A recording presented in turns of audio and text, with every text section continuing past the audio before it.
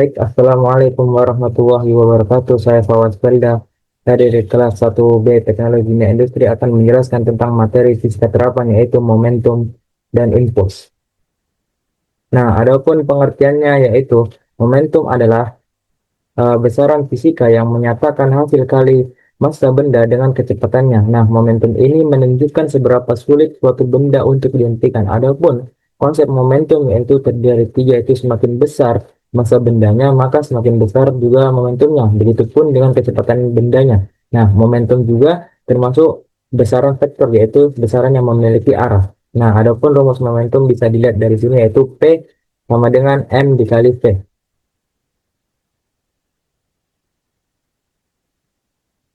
Nah, adapun contoh soalnya yaitu sebuah mobil bermassa 1000 kg bergerak dengan kecepatan 20 meter per sekon ke arah timur. Nah, berapakah momentum mobil tersebut?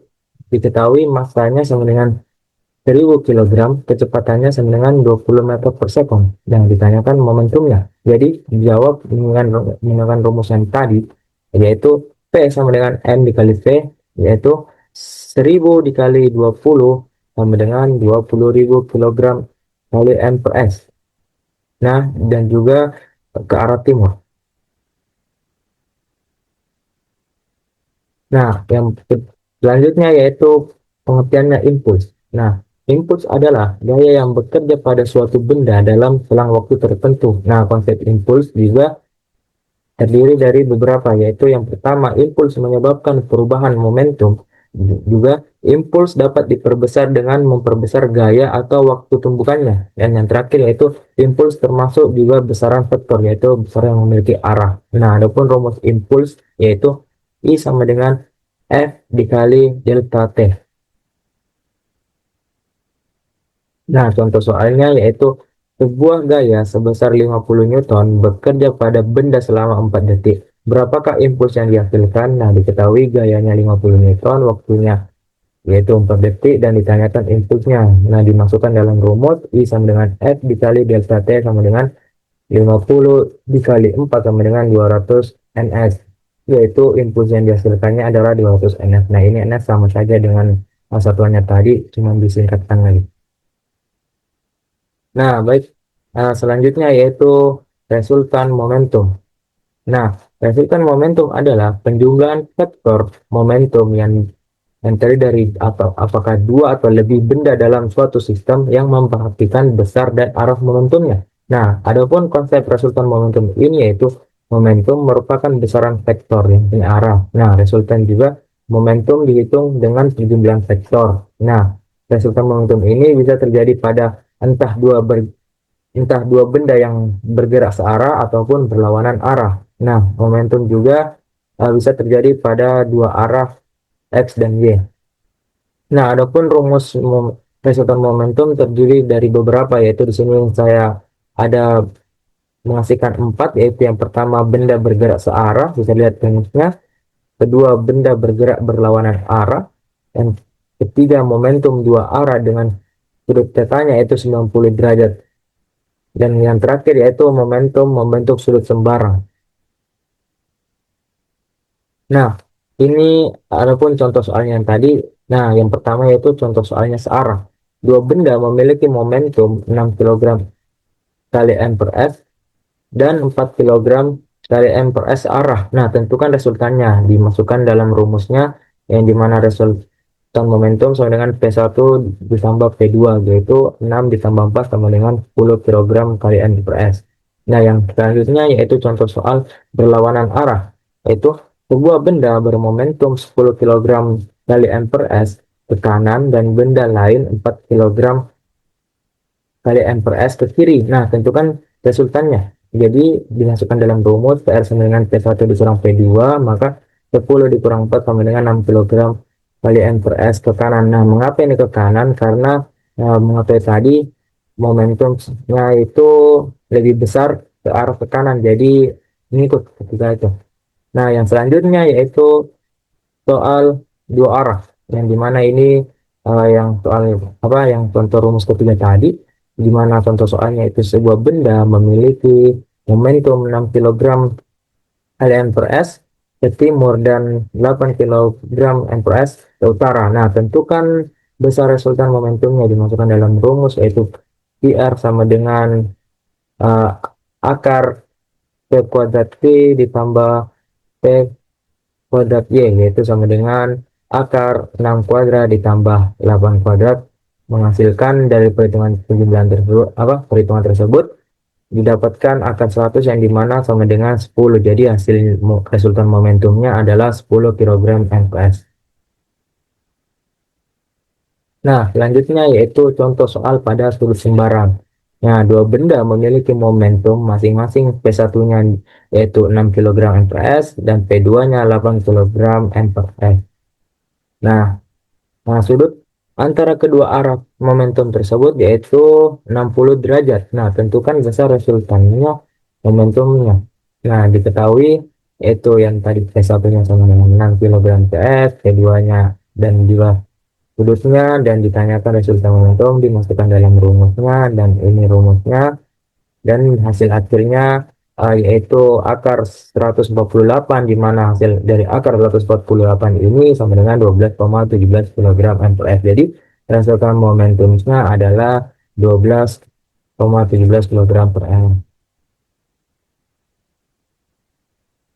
Nah, selanjutnya uh, impuls yang berubah-ubah. Nah, impuls pada gaya yang berubah-ubah yaitu merupakan impuls yang terjadi ketika besar gaya tidak tetap terhadap waktunya, melainkan berubah-ubah selama selang waktu tertentu. Nah, pada kondisi ini, impuls ini tidak bisa digunakan pada rumus yang tadi ya, yang sudah dijelaskan, di mana juga ini menggunakan rumusnya secara umumnya itu menggunakan rumus integral. Nah, bisa dilihat sini rumusnya, dan juga di mana konsep impuls gaya berubah ini yaitu gaya berubah terhadap waktu. Jadi sama dengan F sama dengan F fungsi T, di mana di sini gayanya sebagai fungsi waktunya ngikut.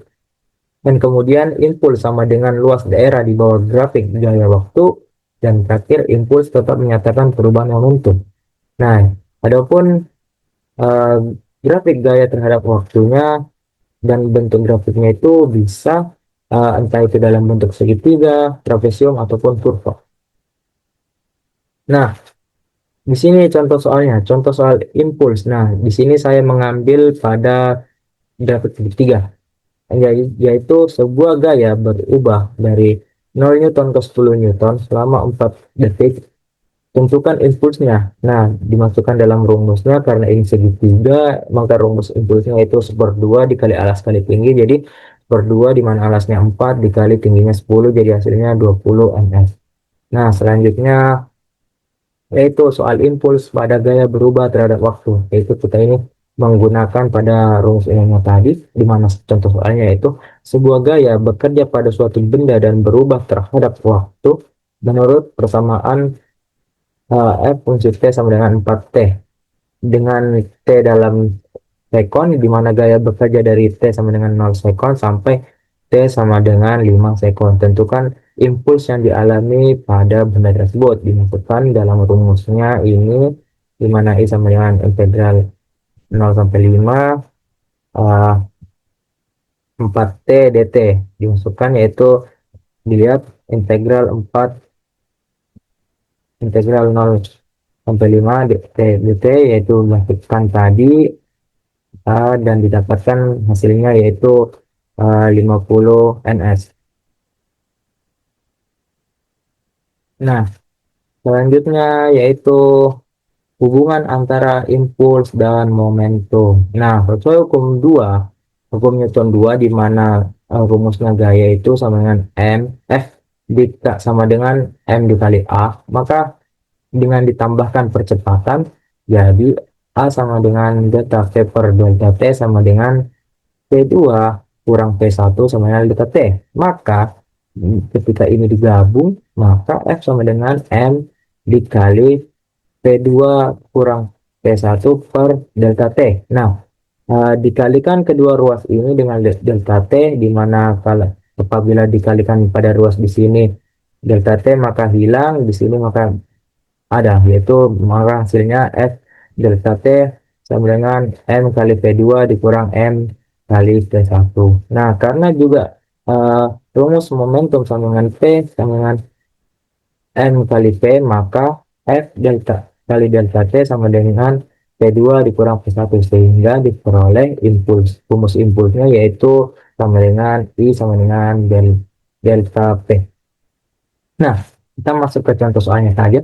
Sebuah bola bermasa 2 kg mula-mula bergerak dengan kecepatan 3 meter per second. Setelah diberi gaya selama 0,5 second, kecepatan bola berubah menjadi 7 m per s. Maka tentukan impuls yang dialami bola. Nah, diketahui M sama dengan 2 kg, P1-nya sama dengan 3 m per s, dan juga P2-nya sama dengan 7 m per s. Nah, ditanyakan impulsnya. Nah, jadi dimasukkan dalam rumus.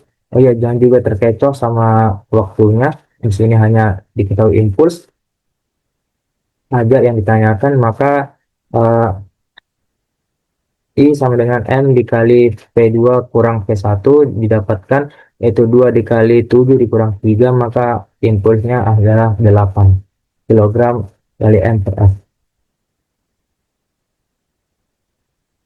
Nah, selanjutnya yaitu hukum kekekalan momentum. Nah, adapun apa itu bunyi hukum kekekalan momentum, yaitu jika tidak ada gaya luar atau gaya eksternal yang bekerja pada sistem, misalnya dua benda yang bertumbukan, maka jumlah momentum sistem sebelum dan sesudah tumbukan adalah tetap. Nah, bisa dilihat ini rumusnya di mana sigma P sebelum sama dengan sigma P sesudah.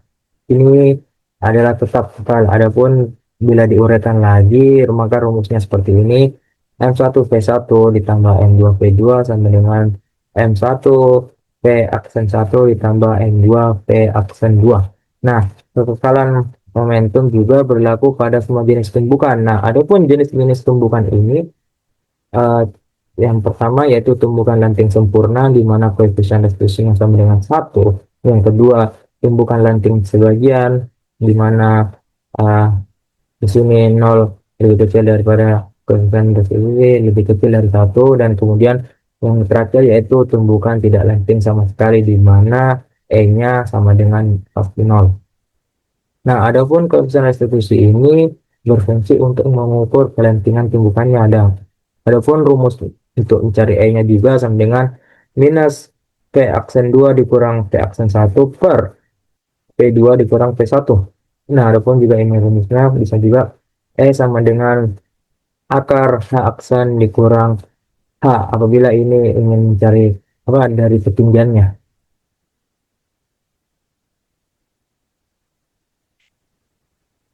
Nah, kita masuk ke contoh soalnya saja. Yang pertama, contoh soal pada tumbukan lanting sempurna, yaitu benda A yaitu 2 kg bergerak ke kanan dengan kecepatan yaitu kecepatannya 10 m per s, di mana benda B beratnya apa bobotnya 3 kg bergerak ke kiri dengan kecepatannya yaitu 5 m per s. Nah, kedua benda bertumbukan lanting sempurna, maka tentukan kecepatan kedua benda tersebut, yaitu di mana uh, P aksen A dan P aksen B setelah tumbukan. Nah, diketahui juga dari soalnya tersebut MA-nya sama dengan 2, MB-nya sama dengan 3 kg. Saya di sini dalam bentuk A saja. PA-nya sama dengan plus 10 M per S karena ini bergerak ke arah ke kanan, kemudian PB-nya sama dengan min 5 karena bergerak ke kiri. Nah, kalau dilihat dari apa koordinat, maka bisa ditentukan arahnya dan juga plus minusnya. Nah, kemudian koefisien restitusinya sama dengan 1. Nah, ditanyakan tentukan kecepatan kedua benda tersebut. Nah, eh, yang pertama itu kita menggunakan rumus kekekalan momentum, didapatkan persamaannya dari hasil ini, dimasukkan nilainya yang diketahui pada rumus tersebut, maka didapatkan persamaan satunya sama dengan 5 sama dengan 2 P aksen A ditambah 3 P aksen B. Nah, kemudian kita juga cari menggunakan rumus koefisiennya untuk mendapatkan persamaan duanya.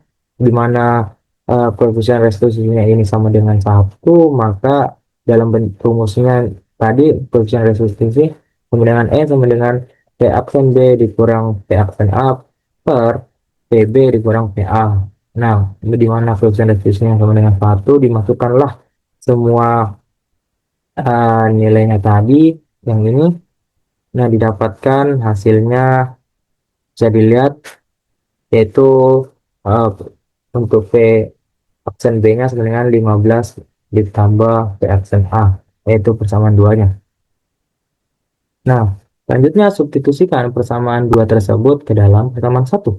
Jadi 5 sama dengan 2 P aksen A ditambah 3 dikali 15 tambah P aksen A. Maka dari hasil uh, perhitungan ini dikalikan, kemudian didapatkan hasil akhirnya, yaitu V aksen A-nya sama dengan min 40 per 5 disederhanakan sama dengan min 8 M per S. Nah, kan sudah didapat nih V aksen A-nya. Kemudian kita hitung V aksen B-nya dari persamaan dua tadi.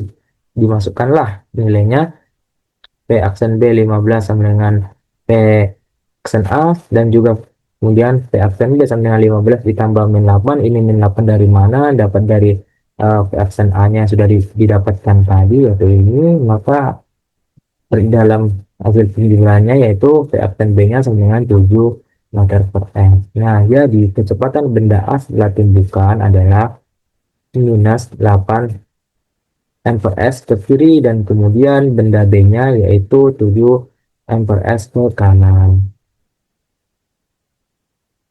Nah, selanjutnya contoh soal pada tumbukan lenting sebagian. Nah, contohnya itu dua benda bermasa 2 kg dan 1 kg bergerak saling mendekat.